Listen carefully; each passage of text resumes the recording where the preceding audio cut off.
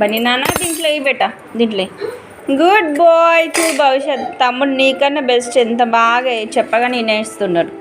ఇదే నాన్న ఇది నెక్స్ట్ ఇదే గుడ్ బాయ్. ఎంత మంచి పని చేస్తున్నాడు అమ్మకి. ఇగో ఎయ్ ఎయ్ ఇది వా సూపర్.